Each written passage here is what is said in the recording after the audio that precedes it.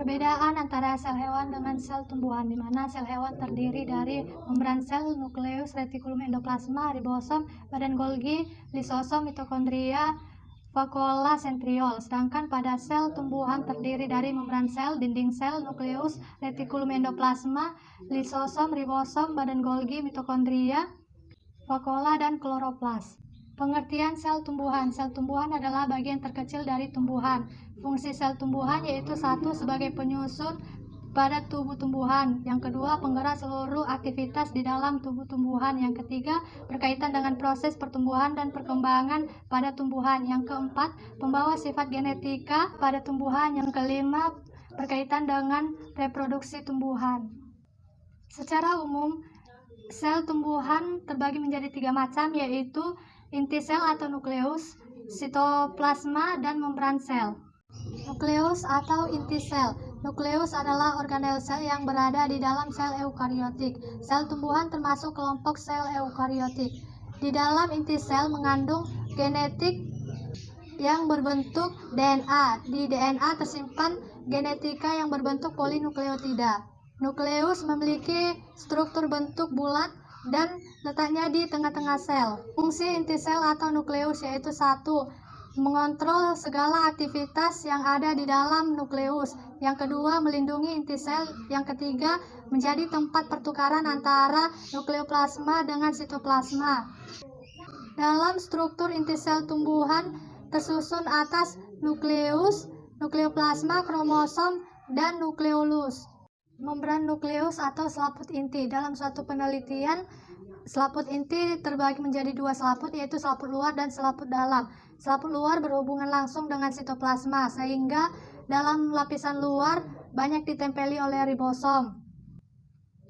Membran nukleus berfungsi sebagai pintu penghubung antara nukleoplasma dengan sitoplasma, sehingga membran nukleus terdapat pori-pori dan memungkinkan molekul RNA pada nukleoplasma dapat keluar ke sitoplasma.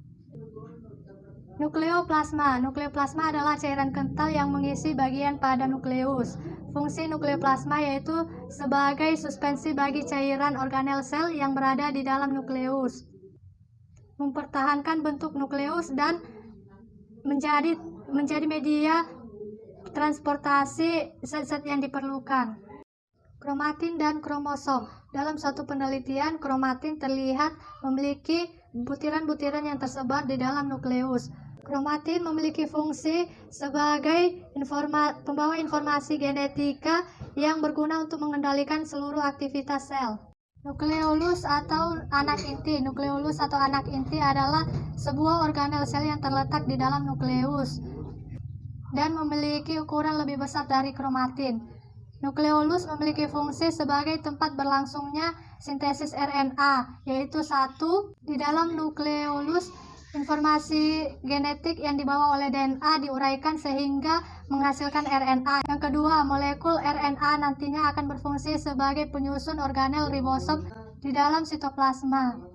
2. Sitoplasma. Sitoplasma adalah cairan koloid yang kompleks yang berada di organel-organel sel dan substansi sel yang tidak hidup. Sitoplasma memiliki fungsi sebagai media suspensi bagi partikel-partikel kecil dan organel-organel sel. Namun di dalam sel tumbuhan, sitoplasma berfungsi sebagai pengatur posisi kloroplas, yaitu membantu kloroplas berpindah ke bagian yang tersinar matahari, sehingga demikian akan memaksimalkan dalam fotosintesis pada tumbuhan. Sitoplasma terbagi menjadi 3 bagian, yaitu sitosol, organel-organel sel, dan inklusi sitoplasma.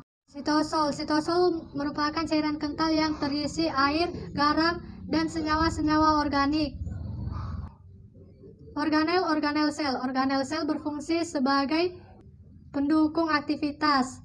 Semua organel sel bekerja secara bersama. Jika ada salah satu organel sel yang tidak berfungsi, maka semua tidak akan bekerja secara maksimal. Ribosom adalah organel sel yang mengandung protein 40% dan asam ribonulet atau RNA 60%. Lisosom adalah organel sel berbentuk bulat atau oval yang dilapisi oleh membran. Lisosom berfungsi sebagai penghasil atau penyimpan enzim pencernaan seluler. Retikulum endoplasma adalah organel sel yang berbentuk berliku-liku. Adapun fungsi dari retikulum endoplasma sendiri adalah sebagai memperkaya senyawa protein hasil sintesis. Mitokondria adalah organel sel berbentuk bulat, memiliki fungsi sebagai penghasil energi dan pengubah gula dan oksigen menjadi karbon dioksida. Badan Golgi berbentuk seperti kantung dan berlapis-lapis, berfungsi sebagai peran aktif dalam sekresi sel. Adalah organel sel yang hanya terdapat pada sel tumbuhan. Kloroplas berbentuk seperti cakram, dan fungsi utama kloroplas adalah melakukan fotosintesis. Kemudian adalah vakuola. Vakuola adalah bagian organel sel yang sering ditemukan pada sel tumbuhan dan hewan. Mikrobulus adalah organel sel yang berbentuk tabung panjang dan tidak bercabang. Mikrobulus memiliki fungsi sebagai transportasi zat pada sel. Mikrofalen adalah organel sel yang berbentuk panjang, padat, dan tekstur yang lembut. Mikrofalen berfungsi sebagai kerangka yang mempertahankan bentuk sel. Kemudian adalah badan mikro. Badan mikro adalah organel sel yang berbentuk kecil yang dilapisi oleh membran tunggal dan mengandung banyak enzim katalase. Badan mikro memiliki fungsi sebagai pengurai hidrogen dalam proses fotorespirasi. Inklusi sitoplasma adalah zat-zat yang berukuran kecil yang terdapat dalam sitoplasma.